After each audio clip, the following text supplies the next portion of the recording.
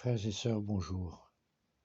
Aujourd'hui, lecture du chapitre 12 de Marc, Genèse 10 et Psaume 40. Je lis la parole du Seigneur qui sont autant de déclarations faites par ma bouche. Chapitre 12 de Marc, la parabole des méchants vignerons. Puis Jésus se mit à leur parler au moyen de paraboles. Un homme planta une vigne. Il l'entoura d'un mur, creusa un trou pour le pressoir à raisin et bâtit une tour de garde.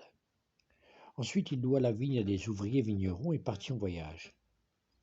Quand vint le moment de la récolte du raisin, il envoya un serviteur vers les ouvriers vignerons pour recevoir d'eux sa part de la récolte. Mais ils saisirent le serviteur, le battirent et le renvoyèrent sans rien lui donner. Le propriétaire envoya alors un autre serviteur. Celui-là, ils le frappèrent à la tête et l'insultèrent. Le propriétaire en envoya encore un autre, et celui-là, ils le tuèrent. Et ils traitèrent de la même manière beaucoup d'autres serviteurs. Ils battirent les uns et tuèrent les autres. Le seul homme qui restait au propriétaire était son fils bien-aimé. Il l'envoya vers eux en dernier, et ils pensaient, ils auront du respect pour mon fils. Mais ces vignerons se dirent les uns aux autres, voilà celui qui deviendra propriétaire plus tard. Allons, tuons-le, et la vigne sera à nous. Ils saisirent donc le fils, le tuèrent, et jetèrent son corps hors de la vigne. Eh bien, que fera le propriétaire de la vigne demanda Jésus. Il viendra, il tuera les vignerons et remettra la vigne à d'autres hommes. Vous avez sûrement lu cette parole de l'Écriture. C'est la pierre que les bâtisseurs avaient rejetée, qui est devenue la pierre principale. Voilà ce qu'a fait le Seigneur. Il est merveilleux pour nous de voir cela. Les chefs des Juifs cherchaient un moyen d'arrêter Jésus, car ils savaient qu'il avait dit cette parabole contre eux, mais ils avaient peur de la foule. Ils le laissèrent donc et s'en allèrent. L'impôt payé à l'empereur. On envoya auprès de Jésus quelques pharisiens et quelques membres du parti d'Hérode pour le prendre au piège par une question. Ils vinrent lui dire, « Maître, nous savons que tu dis la vérité, tu n'as pas peur de ce que pensent les gens, car tu ne fais pas attention à l'importance que semble avoir un homme, mais tu enseignes la vérité sur la manière de vivre que Dieu demande. Dis-nous, notre loi permet-elle ou non de payer des impôts à l'empereur romain? Devons-nous les payer, oui ou non ?» Mais Jésus savait qu'ils cachaient leurs véritables pensées. Il leur dit alors, « Pourquoi me tendez-vous un piège? Apportez-moi une pièce d'argent pour que je la voie. » Ils en apportèrent une et Jésus leur demanda, « Ce visage et ce nom gravés ici, de qui sont-ils » ? « De l'empereur, répondit-il. Alors Jésus leur dit, « Payez donc à l'empereur ce qui lui appartient et payez à Dieu ce qui lui appartient. » Et sa réponse les remplit d'étonnement. Une question sur la résurrection des morts. Quelques Sadducéens vinrent auprès des juges de Jésus. Les Sadducéens, ce sont eux qui disent que les morts ne reviendront pas à la vie. Ils l'interrogèrent de la façon suivante. « Maître, Moïse nous a donné ce commandement écrit. Si un homme qui a un frère meurt et laisse une femme sans enfant, il faut que son frère épouse la veuve et qu'il ait des enfants avec elle pour celui qui est mort. Or, il y avait une fois 7 frères. Le premier se maria et mourut sans laisser d'enfant, le deuxième épousa la veuve. Et il mourut sans laisser d'enfant. La même chose arriva au troisième frère et à tous les 7 qui épousèrent la femme et moururent sans laisser d'enfant. Après eux tous, la femme mourut aussi. Au jour de la résurrection, quand les morts reviendront à la vie, de qui sera-t-elle donc la femme? Car tous les 7 l'ont eue comme épouse. » Jésus leur répondit, « Vous vous trompez. Et savez-vous pourquoi? Parce que vous ne connaissez ni les Écritures, ni la puissance de Dieu. En effet, quand les morts reviendront à la vie, les hommes et les femmes ne se marieront pas, mais ils vivront comme les anges dans les cieux. Pour ce qui est des morts qui reviennent à la vie, n'avez-vous jamais vu dans le livre de Moïse le passage qui parle du buisson en flammes? Il est écrit là que Dieu dit à Moïse, « Je suis le Dieu d'Abraham, le Dieu d'Isaac et le Dieu de Jacob. » Dieu ajoute à Jésus est le Dieu d'hommes vivants et non de morts. Ainsi, vous vous trompez complètement. Le commandement le plus important. Un maître de la loi les avait entendus discuter. Il vit que Jésus avait bien répondu aux Sadducéens. Il s'approcha donc de lui et lui demanda « Quel est le plus important de tous les commandements ?» Jésus lui répondit « Voici le commandement le plus important. Écoute, Israël, le Seigneur notre Dieu est le seul Seigneur. Tu dois aimer le Seigneur ton Dieu de tout ton cœur, de toute ton âme, de tout ton esprit, de toute ta force. Et voici le second commandement. Tu dois aimer ton prochain comme toi-même. Il n'y a pas d'autre commandement plus important que ces deux-là. Le maître de la loi dit alors à Jésus, très bien, maître, ce que tu as dit est vrai. Le Seigneur est le seul Dieu, et il n'y a point d'autre Dieu que lui. L'homme doit donc aimer Dieu de tout son cœur, de tout son esprit, de toute sa force.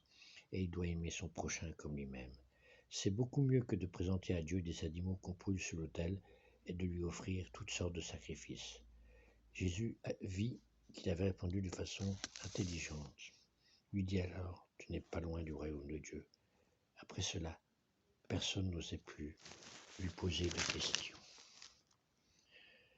Le Messie et David. Alors que Jésus enseignait dans le temple, il posa cette question. Comment les maîtres de la loi peuvent-ils dire que le Messie est descendant de David? Car David, guidé par le Saint-Esprit, a dit lui-même, le Seigneur a dit à mon Seigneur, assis-toi à ma droite, jusqu'à ce que je mette les ennemis sous tes pieds. David lui-même appelle Seigneur. Comment le Messie peut-il être aussi descendant de David? Jésus met la foule en garde contre les maîtres de la loi. La foule, nombreuse, écoutait Jésus avec plaisir. Il disait aux gens qui l'enseignaient, gardez-vous des maîtres de la loi qui aiment à se promener en longue robe et à recevoir des salutations respectueuses sur les places publiques.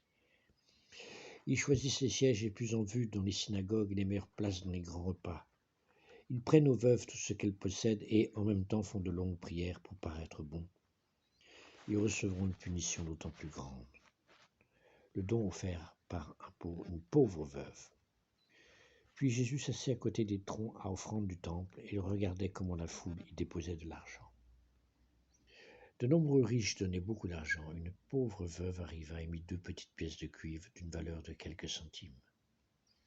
Alors Jésus appela ses disciples et leur dit, « Je vous le déclare, c'est la vérité, cette pauvre veuve a mis dans le tronc plus que tous les autres, car tous les autres ont donné de l'argent dont ils n'avaient pas besoin, mais elle, dans sa pauvreté, a offert tout ce qu'elle possédait, tout ce qu'elle avait pour vivre. » Amen. Alléluia, c'était la parole du Seigneur. Marc chapitre 12. Nous allons voir maintenant le psaume 40. Que tous sachent ce que tu as fait pour moi. C'est un psaume du répertoire du chef de chorale, psaume appartenant au recueil de David. Je lis la parole du Seigneur. Amen. J'ai compté fermement sur le Seigneur. Il s'est penché vers moi. Il a entendu mon appel. Il m'a retiré du puits infernal, de la boue sans fond. Il m'a remis debout, les 2 pieds sur le roc. Il a rendu ma démarche assurée. Il a mis sur mes lèvres un chant nouveau, un chant de louange pour lui, notre Dieu. Beaucoup en seront témoins, ils prendront le Seigneur au sérieux et lui donneront leur confiance. Heureux l'homme qui se fie au Seigneur, sans un regard pour ceux qui font pression sur lui et s'empêtrent dans le mensonge. Que de merveilles tu as réalisées, Seigneur mon Dieu, tu n'as pas ton pareil, et que de projets en notre faveur. Il y en a trop pour que je puisse tout raconter, tout dire. Ce qui te fait plaisir, ce n'est pas un sacrifice ou une offrande. Tu me l'as bien fait comprendre. Ce que tu demandes, ce n'est pas des animaux brûlés sur l'autel ou des sacrifices pour effacer les péchés. Alors j'ai dit, je viens moi-même à toi. Dans le livre de la loi, je trouve écrit ce que je dois faire. Mon Dieu, j'ai plaisir à t'obéir et je garde ta loi tout au fond de mon cœur. Dans la grande assemblée, j'annonce la bonne nouvelle. Le Seigneur délivre. Désormais, je ne me tairai pas. Tu le sais bien, Seigneur. Je ne garde pas secrète la délivrance que tu m'as accordée. Mais je dis que tu es un vrai sauveur. Devant la grande assemblée, je ne cache pas ta fidèle bonté. Toi, Seigneur, tu ne me fermeras pas ton cœur. Et ta fidèle bonté sera ma constante sauvegarde. De partout des malheurs m'ont assailli.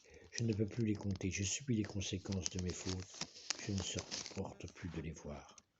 Je n'ai plus que de cheveux sur la tête. Je suis complètement dépassé, Seigneur. S'il te plaît, délivre-moi, Seigneur, viens vite à mon aide. Honte et déception tout à la fois à ceux qui veulent ma mort. Que ceux qui prennent plaisir à mon malheur reculent déshonorés. Que ceux qui ricanent à mon sujet soient consternés sous le poids de leur honte. Mais que tous tes fidèles soient débordants de joie à cause de toi. Et que tous ceux qui t'aiment, toi le Sauveur, ne cessent de proclamer « Le Seigneur est grand ». Moi je suis pauvre et témoin de son estime.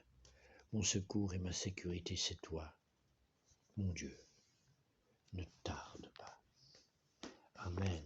Alléluia, alléluia. Maintenant, nous allons lire Genèse 10.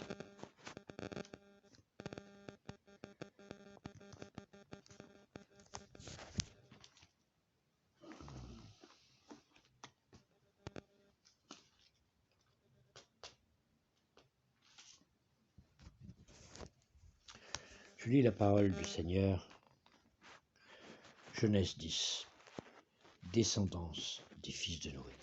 Voici la lignée des fils de Noé, Sem, Cham et Japhet. Ils eurent des filles, des fils après le déluge. Les fils de Japhet furent Gomer, Magog, Madai, Javan, Tubal, Méchec et Tiras. Les fils de Gomer, Ashkenaz, Riphat et Torgama. Les fils de Javan, Elisha, Tarsis, Kittim et Dodanim. Ce sont eux qui ont peuplé les îles des nations, réparties par territoire d'après leur langue, groupés par clans dans leurs nations. Les fils de Cham furent Cush, Mizraïm, Put et Canaan. Les fils de Cush, Saba, Avila, Sapta, Raïma et Sapteka. Les fils de Raïma, Seba et Dedan. Cush eut aussi pour fils Nimrod, qui fut le premier homme puissant sur la terre. Il fut un puissant chasseur devant l'Éternel. C'est pour ça qu'on l'on dit, comme Nimrod, puissant chasseur devant l'Éternel. Il régna d'abord sur Babel, Érec, Akkad et Calné dans le pays de Shinéar. C'est de ce pays-là que sortit Assur. Il construisit Ninive, Reboboïr, Kalash et Rezon, entre Ninive et Kalash, la grande ville. Mizraïm eut pour descendants les Ludim, les Anamim, les Léhabaïm, les Naphtuim, les Patrusim, les Kalushim, dont sont issus les Philistins et les Caphtorim. Canaan eut pour descendants Sidon, son fils aîné, et Heth, ainsi que les Jébusiens, les Amoréens, les Girgasiens, les Héviens, les Arkiens, les Siniens, les Arvadiens, les Tsémariens, les Hamassiens. Ensuite, les clans des Cananéens se dispersèrent. Le territoire des Cananéens allait de Sidon, du côté de Guérar, jusqu'à Gaza, et du côté de Sodome, de Gomorre, d'Adma et de Tsébouïn, jusqu'à Lécha. Voilà quels sont les fils de Cham, groupés par clan et par langue, dans leur territoire et leur nation. Le frère aîné de Japhet, Sem, eut aussi des fils. Il fut l'ancêtre de tous les descendants d'Héber. Les fils de Sem furent Élam, Assur, Arpachad, Lud et Aram. Les fils d'Aram, Uts, Hul, Géter et Mash. Arpachad eut pour fils Shelah, et Shelah eut Héber. Héber eut deux fils, le nom de l'un était Péleg, parce que c'est à son époque que la terre fut partagée, et celui de son frère était Joktam.